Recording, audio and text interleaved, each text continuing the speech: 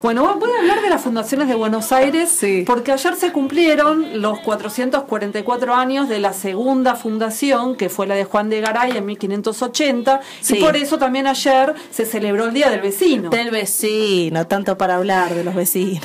Una excusa para Total. recordar esta ciudad. Inicialmente fue un asentamiento que fue todo el proyecto de un noble que se llamaba Pedro de Mendoza, que se equivocó en todo. Se equivocó en todo.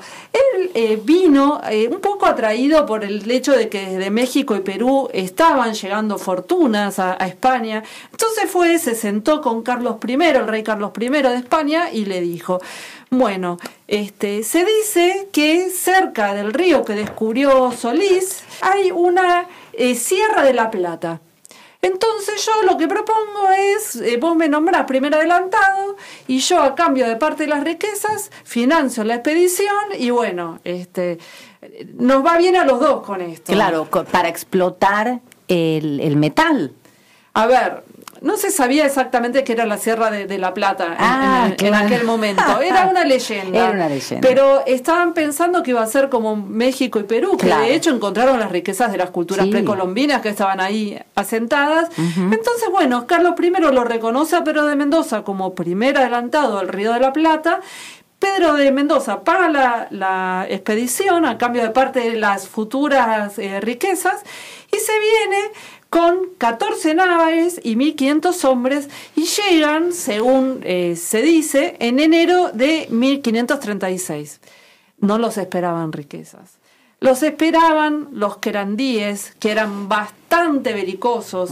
Los esperaban también enfermedades que eran desconocidas en Europa y que se contagiaron acá. Y se encontraron también con un aislamiento y un sitio por parte de los querandíes que los hizo morir de hambre a la mayor parte. Ulrico Schmidt, en su libro Viaje al Río de la Plata, en 1567, relata que se comían el calzado, los zapatos. Relata también un caso de canibalismo de un hermano que comió a su hermano muerto. La situación fue bastante difícil.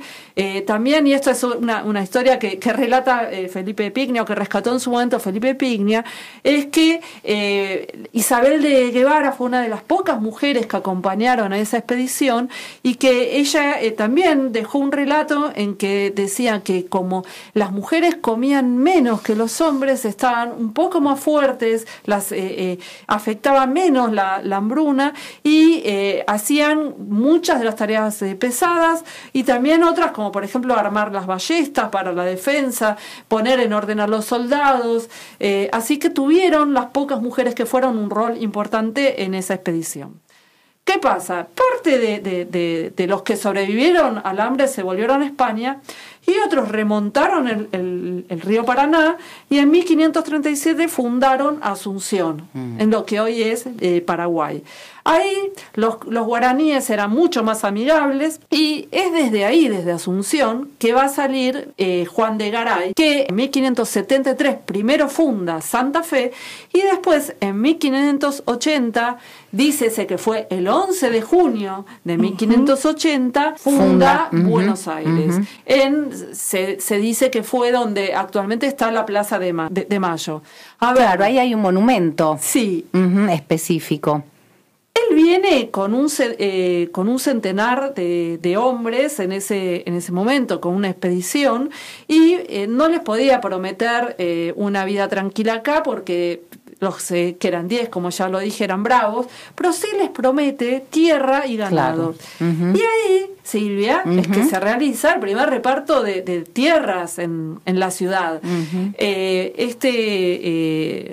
Reparto se hace en los alrededores de la Plaza de Mayo y bueno, en los inicios del siglo XVII ya había 250 manzanas, un fuerte, 3 conventos y después un caserío de barra y paja. Hay Nora, unos mapas de la época muy bonitos que se pueden encontrar incluso online, escaneados por FADU, Sí. por el archivo oficial de FADU, en donde vos podés ver la evolución de las manzanas, de cómo va creciendo la ciudad y cómo se van, incluso esas manzanas, esas tierras que vos contás, que ese primer dibujo de la ciudad tiene los nombres de a quienes fueron entregadas esas tierras, los apellidos, ¿no? De las familias. Exactamente. Ahora, hablando de nombres, hay que decir que la ciudad de Buenos Aires no se llamaba Ciudad de Buenos Aires. Esto es una historia que cuenta muy bien Diego Sigiotto, ¿no? Porque el nombre, primero Pedro de Mendoza nombra ese primer asentamiento Ciudad de la Santísima Trinidad y Puerto de Santa María del Buen Aire. Y en la segunda fundación, Garay la llama Ciudad de Trinidad, y en realidad el nombre nunca se le cambió oficialmente hasta 1996. ¡Ay, sí! Cuando 2 años después de que se declara la ciudad autónoma, se la nombra oficialmente Ciudad Autónoma de Buenos Aires. Oficialmente, tal Eso cual.